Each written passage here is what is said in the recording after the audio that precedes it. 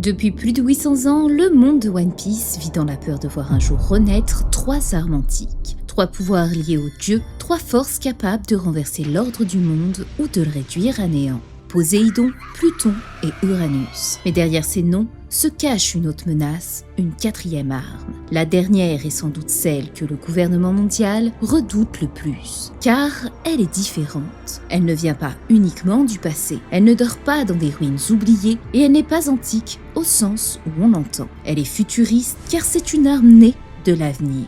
Cette théorie, je l'avais dévoilée il y a plus de 7 ans. À une époque, beaucoup d'indices me manquaient, mais aujourd'hui les pièces commencent à s'emboîter, des mystères trouvent enfin un sens, et ce qui semblait abstrait à l'époque devient soudain beaucoup plus concret, car cette 4e arme n'a pas pour but de détruire le monde.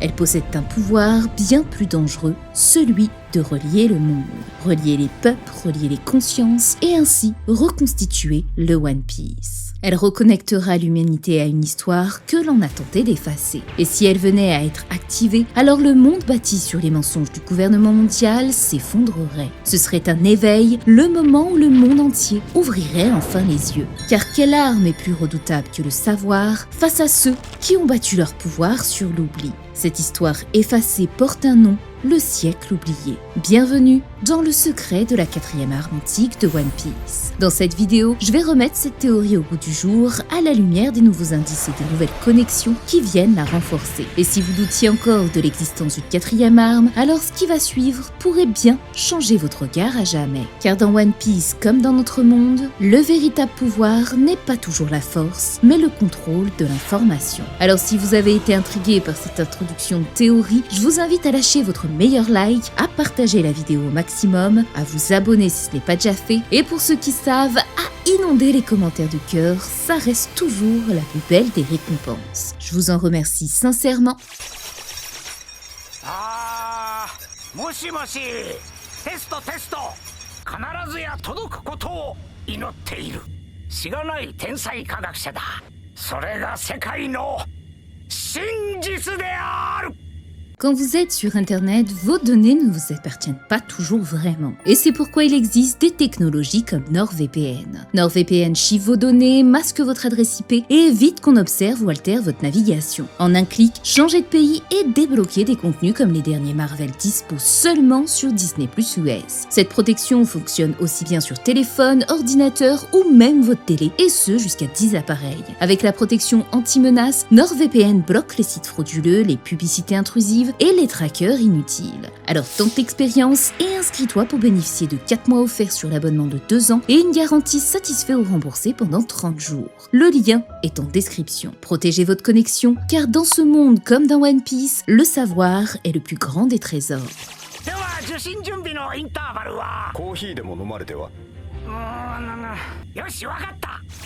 Débutons par un petit retour en arrière. Nous voici il y a plus de 7 ans. C'est ici que je vous ai présenté pour la première fois cette théorie. Elle vous révélait qu'une 4e arme antique pourrait exister. Tout comme Pluton, Uranus et Neptune, elle portait le nom d'un dieu ou d'une planète. Ainsi, il pouvait s'agir soit de Saturne, en référence aux 4 planètes les plus éloignées du Soleil, soit la Terre, qui dans les mythes gréco-romains se nommait Gaïa ou Tellus. Ce qui m'avait conduite sur cette piste était le logo de One Piece, qui en le plaçant sur la carte de Grand Line, représentait les 4 armes disposées sur les océans. On y voyait ainsi le chapeau tomber sur Red Line. En étudiant la Terre Sainte de Marie-Joise, j'avais ainsi découvert 2 symboles cachés derrière le Gorosei. Le premier m'indiquait qu'il pouvait y avoir un souterrain où serait entreposé ce chapeau. Quand j'avais filmé cette théorie, comme l'indique la date sur l'écran, ni Im ni le chapeau n'avaient été dévoilés dans One Piece. Aujourd'hui, nous savons qu'il y a bien 2 chapeaux de paille et que l'un d'eux est précisément détenu sous Marie-Joise. Enfin, le second détail de ce logo était ce pentagramme, relié à l'alchimie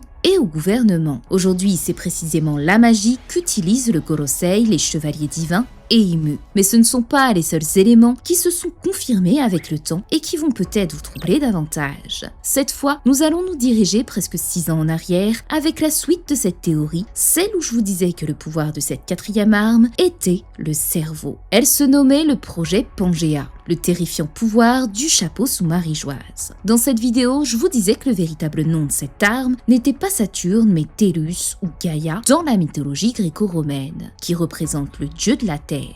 D'ores et déjà, c'est un détail très intéressant, car à présent que la fresque d'Elbaf nous a été révélée, nous avons justement découvert que le premier monde avait été détruit par le dieu de la terre. Cette arme était différente de toutes celles que nous connaissions, car elle n'avait jamais encore été créée durant le siècle oublié, c'était une arme du futur.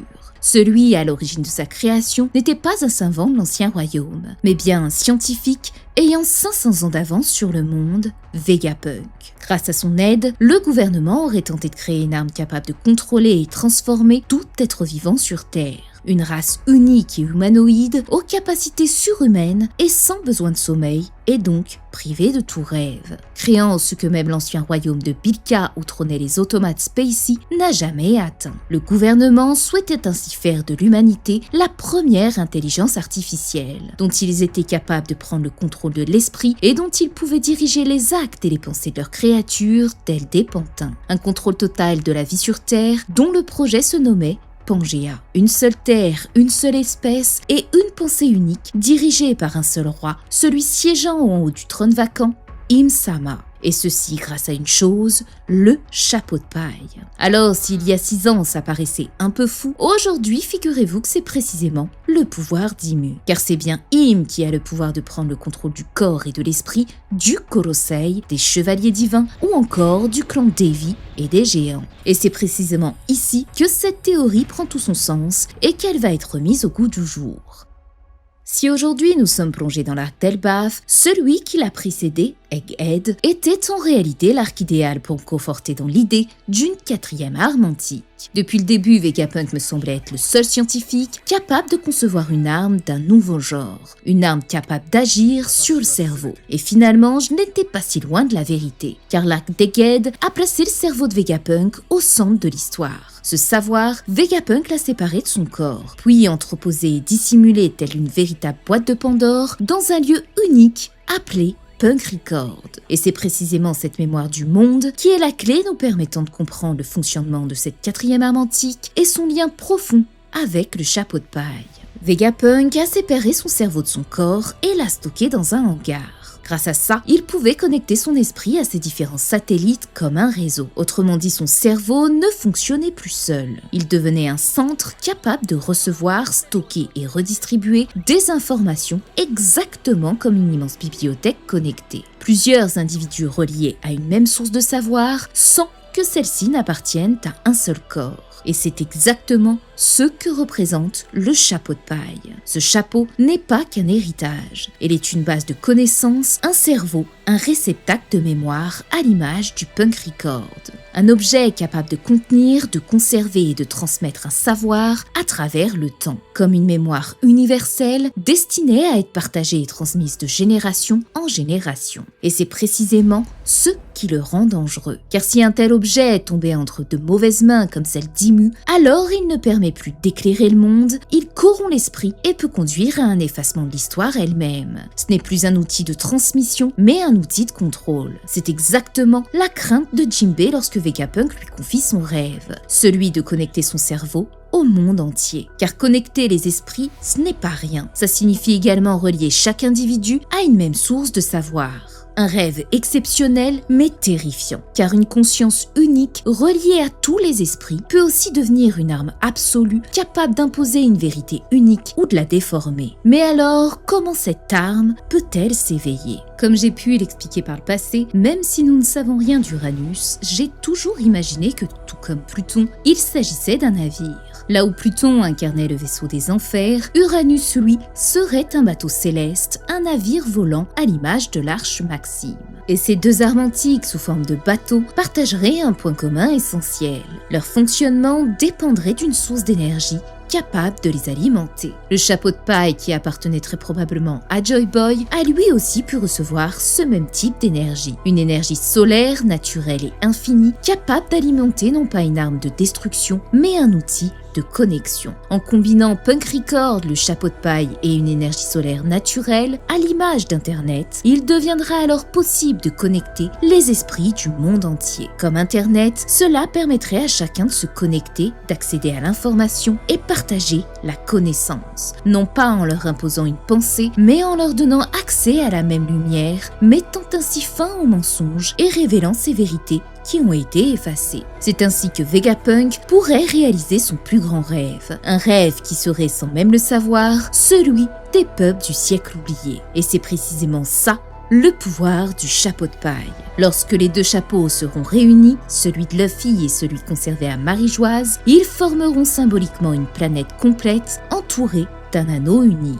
Une représentation qui évoque celle d'un globe terrestre entouré d'une orbite, l'image même d'un monde connecté. La bande rouge du chapeau devient alors un fil rouge, ce lien invisible qui relie les êtres entre eux, tout en rappant Redline, cette ligne qui traverse le globe de One Piece et qui paradoxalement a longtemps séparé le monde au lieu de l'unir. Une image qui fait aussi écho au logo du studio de cinéma Universal, symbole d'un savoir et d'histoire destiné à l'ensemble de l'humanité sans distinction. Car le savoir par nature est universel.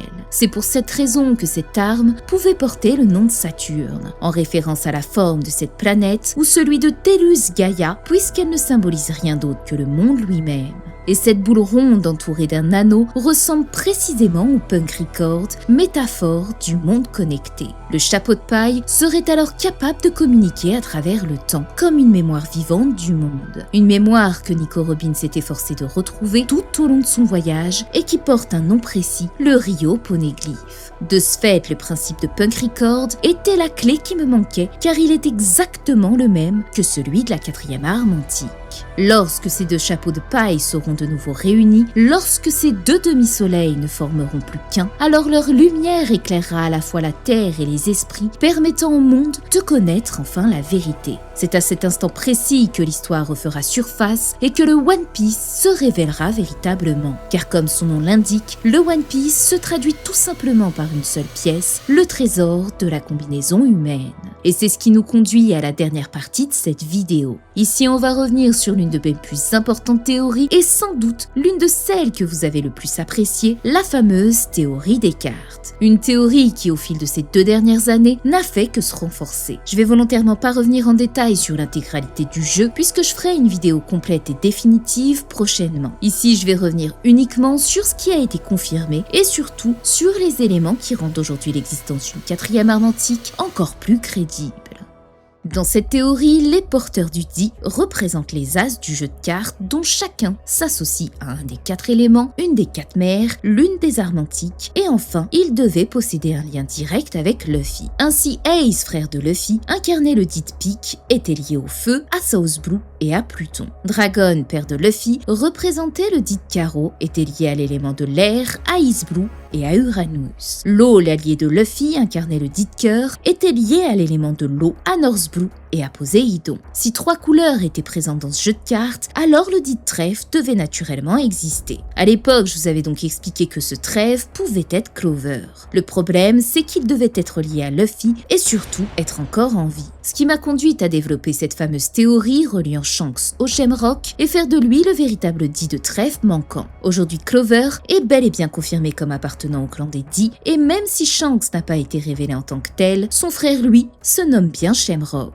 Ces éléments sont donc venus renforcer ma conviction qu'il existe réellement une 4e arme antique.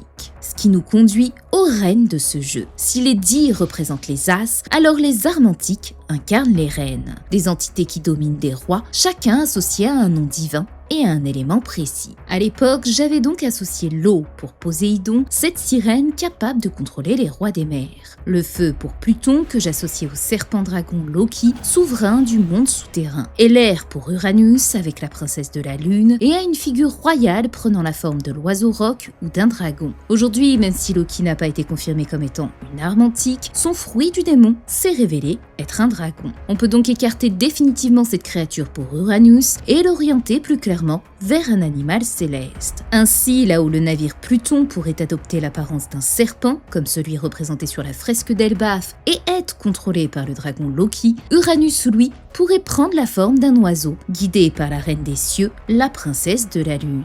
Une figure céleste qui évoquerait aussi bien le Garuda, l'oiseau tonnerre ou le roc, donnant à Uranus une silhouette comparable à celle du grand condor dans les mystérieuses cités d'or, un vaisseau colossal créé pour régner dans les cieux. Et si l'eau était Poséidon, le feu Pluton et Uranus les cieux, ne restait donc plus qu'un élément manquant, la Terre, destiné à incarner cette quatrième arme antique. Si on poursuit la logique de la mythologie romaine avec Pluton et Uranus, alors cette entité ne pourrait être que Gaïa, la déesse mère de la Terre. A l'inverse, si l'on s'appuie sur la mythologie grecque comme pour Poséidon, son équivalent serait Tellus. Jusqu'ici, c'est relativement assez simple. La vraie difficulté va être d'identifier la reine de trèfle. Là où Shirahoshi incarne la reine des océans, Poséidon, il me fallait trouver la reine de la Terre.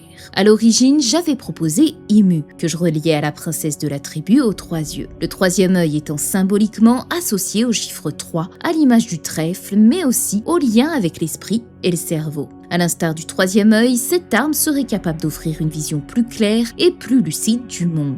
Mais comme je l'ai dit, cette arme n'est pas antique, mais bien futuriste. J'entendais donc par là qu'elle n'avait pas encore été pleinement éveillée à l'époque du siècle oublié. J'ai alors imaginé que cette 4e arme avait d'abord été conçue au stade de prototype.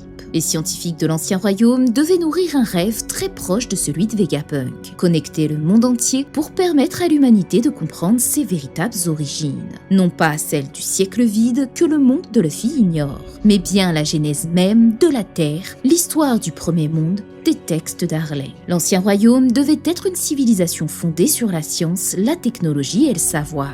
Ces savants ne cherchaient pas à dominer, mais à comprendre, à aider l'humanité à saisir le fonctionnement du monde qui l'entourait. Car l'homme a toujours cette soif irrépressible de savoir lorsqu'une partie de son passé lui est cachée. Aujourd'hui, ceux qui utilisent la science comme Vegapunk ou les Mads sont appelés des scientifiques. Mais il y a plus de 1000 ans, on les appelait sans doute des savants. Et ceux qui parvenaient à créer des choses extraordinaires comme les fruits du démon ou les armes antiques, des œuvres proches du divin, étaient probablement perçus comme des alchimistes. Parmi eux se trouvait sans doute Imu, fasciné par la connaissance ultime, non pas pour gouverner, mais pour atteindre le divin par l'intelligence. C'est pour cette raison qu'elle aurait été la candidate idéale pour incarner cette 4e arme antique, celle de la Terre, destinée à percer les origines de cette planète. Mais un jour, Imu aurait découvert un livre ancien, venu d'un autre temps, un ouvrage capable de révéler les lois invisibles de l'univers. Elle y vit un signe du destin, allier la science à une magie sacrée, non pas pour détruire, mais pour s'élever. Peu à peu, son désir de connaissance devint soif de puissance. Imu ne voulait plus contempler Dieu, elle voulait le devenir. Elle commença alors à étudier d'autres grimoires interdits, l'un pour commander les esprits, l'autre pour invoquer des démons. Et enfin, le tout dernier, celui qui m'invoqua Elbaf et par lequel elle conclut un pacte irrévocable avec le diable. Un pacte qui confère immortalité et domination et contrôle absolu sur les âmes. Ainsi, la science de l'Ancien Royaume fusionna progressivement avec une magie toujours plus obscure. Imu cessa d'être humaine, elle devint une entité hors du temps, la reine invisible du monde, l'entité suprême des cieux, appelée Dieu. C'est pour cette raison qu'Im, seul survivant de cette époque, utilise encore aujourd'hui des grimoires et des formules alchimiques. Car il s'agit probablement de cette magie scientifique propre à l'Ancien Royaume. Celle qui était perçue comme la princesse de la Terre sombra. Là où elle devait transmettre l'histoire, elle choisit de l'effacer. Là où elle devait relier les esprits libres, elle choisit de les dominer et de les contrôler. Elle fit de cette arme un pouvoir inversé, celui-là même que Jinbei redoutait lorsque Vegapunk évoquait son rêve. Et c'est pour cette raison que la 4e arme antique n'a jamais pu être pleinement achevée. Imu s'enfonça toujours plus profondément dans l'histoire. Sa soif de savoir la conduisit dans les abysses de la Terre, jusqu'au chaos originel, jusqu'aux racines mêmes de la création.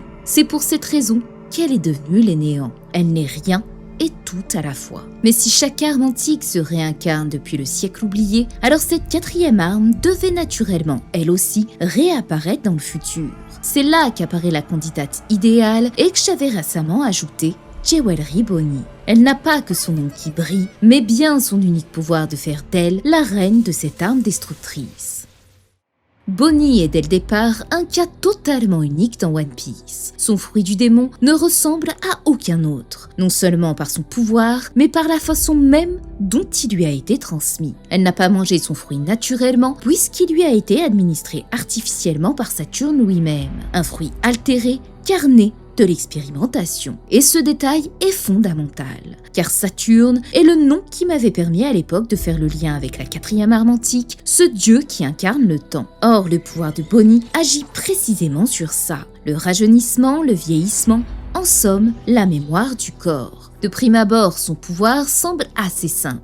Mais très vite, on comprend que ce n'est pas qu'une manipulation de l'âge. Bonnie ne remonte pas le temps ou ne l'avance pas, comme le fait Toki. Elle choisit une version possible d'une personne, un futur qu'elle aurait pu atteindre. Quand elle prend l'apparence d'une adulte extrêmement puissante, ce n'est pas Bonnie plus vieille, c'est Bonnie dans un futur différent. Un futur où elle a grandi autrement et qu'elle matérialise dans le présent, le temps d'un court instant. Son pouvoir lui permet ainsi de puiser dans plusieurs trajectoires possibles d'une vie et d'en faire une réalité temporaire. En résumé, elle a littéralement le pouvoir de choisir sa destinée. Le présent n'est alors qu'une version parmi d'autres, et Bonnie possède la capacité terrifiante d'en choisir une autre, même si ce n'est que pour quelques instants. Dès lors, une question s'impose naturellement. Si elle a déjà pu prendre l'apparence d'un dieu comme Nika, alors rien ne l'empêchera de prendre celle du dieu de la Terre.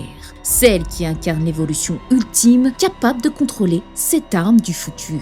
Car c'est là tout le pouvoir de la 4e arme antique. Offrir à chaque être vivant l'accès à la connaissance du passé. Un passé enfoui et oublié que seul un rêve tourné vers le futur pouvait révéler. Et ce rêve est précisément celui de Vegapunk, connecter le monde entier. Non pas pour le contrôler, mais pour partager le savoir, transmettre la mémoire de l'humanité et permettre à chacun de comprendre ses origines. Mais un tel projet ne pouvait exister que dans un futur idéalisé. Un futur où Vegapunk aurait disposé de ressources infinies, d'une main-d'œuvre colossale et d'une énergie capable d'alimenter un tel système. Ce futur, il ne l'a jamais atteint. Et pourtant, même dans l'échec, Vegapunk a créé quelque chose de prodigieux. Quelque chose qui rend ce rêve encore possible, le Punk Record. Il n'est pas qu'un simple entrepôt de données, car en plus de stocker le cerveau de Vegapunk, il a été conçu pour centraliser le savoir du monde. En réalité, Punk Record est déjà une arme absolue. Il ne lui manque qu'une seule chose pour s'éveiller pleinement,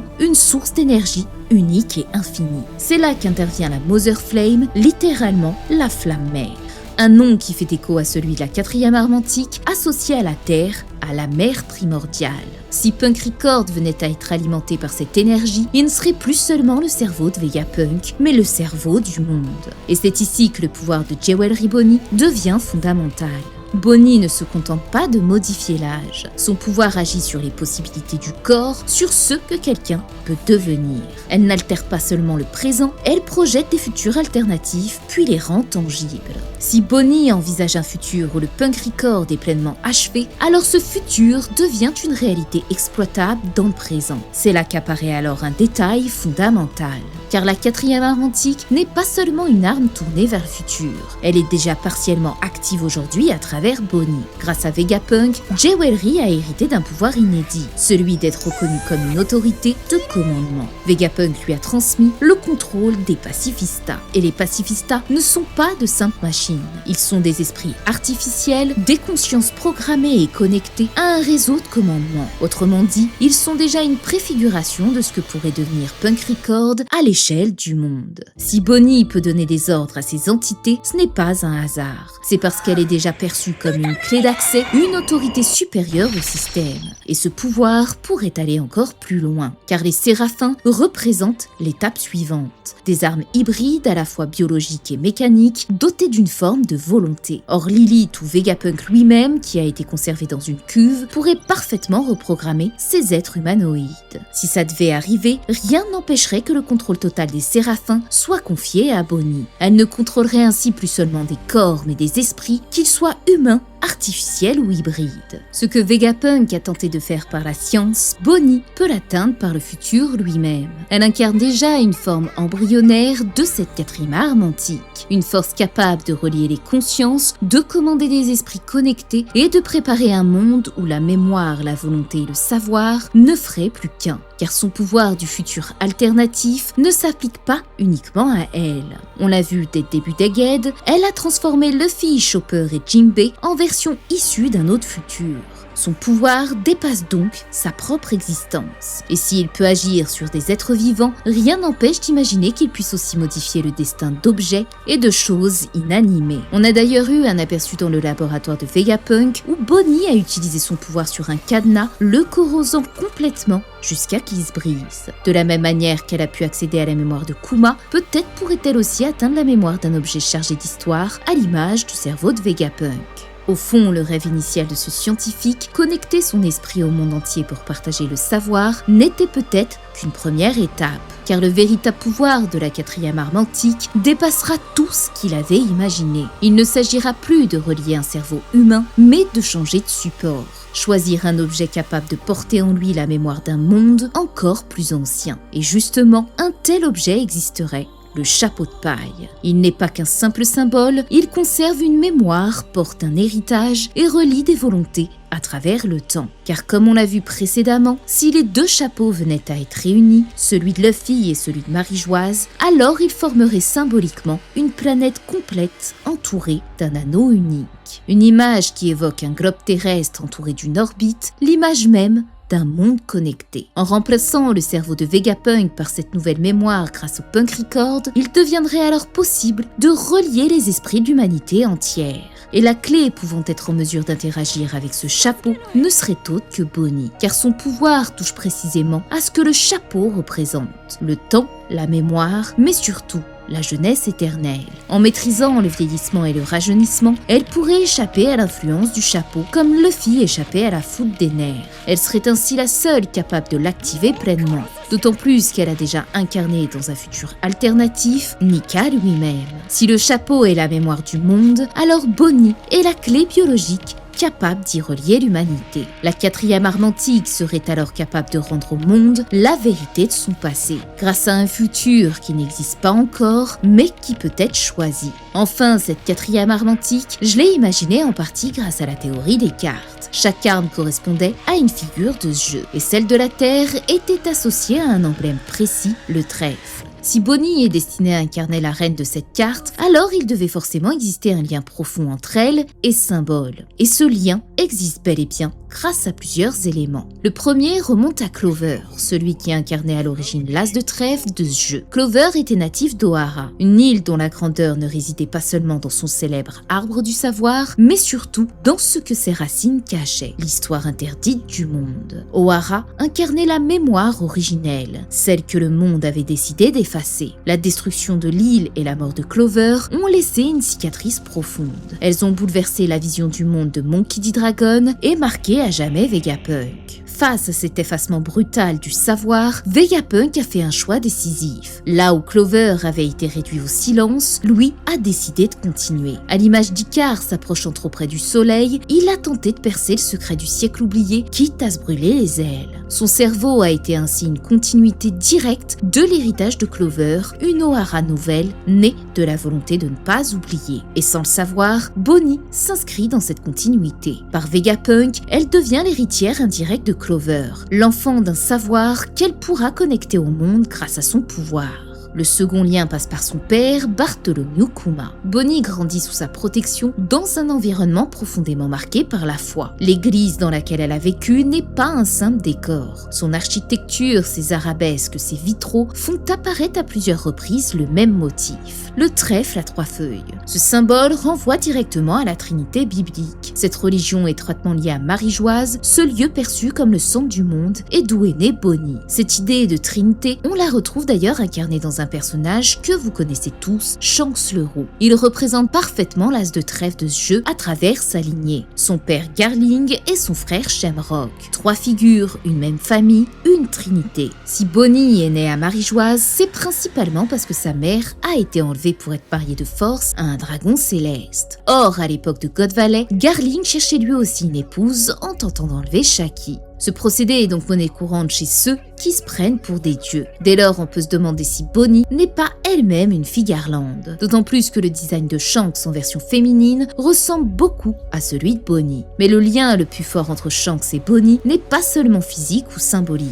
il est surtout historique. Bonnie tire son nom de Anne Bonny, célèbre pirate issue d'une famille irlandaise, une terre indissociable du trèfle. Anne Bonny a sillonné les mers aux côtés de Rackham le Rouge, ce pirate que beaucoup considèrent comme l'une des sources d'inspiration directe de Shanks le Roux. Ainsi, le trèfle symbolise parfaitement Bonny. Au-delà de ses connexions avec les filles Garland, Marie-Joise ou même O'Hara, son pouvoir est la personnification même du trèfle à 3 feuilles qui reflète l'espace-temps, le passé, le présent et le futur. Ainsi, là où Imu incarnait aux yeux des savants de l'Ancien Royaume une arme destinée à éclairer le passé, Bonnie apparaît aujourd'hui comme celle capable d'en changer le destin et surtout d'en écrire l'avenir. Et si cette 4e arme antique existe réellement, alors elle n'est pas une arme comme les autres. Ce n'est ni un canon conçu pour effacer une île de la carte, ni une créature destinée à engloutir un continent sous les flots. Elle est bien pire que ça, car elle est une idée capable de devenir une arme militaire totale, pouvant prendre le contrôle d'une armée entière. Pacifista, Séraphin et peut-être même les anciennes créations oubliées de l'Ancien Royaume, comme le robot géant d'Elbaf, les Spacey ou encore Emmet.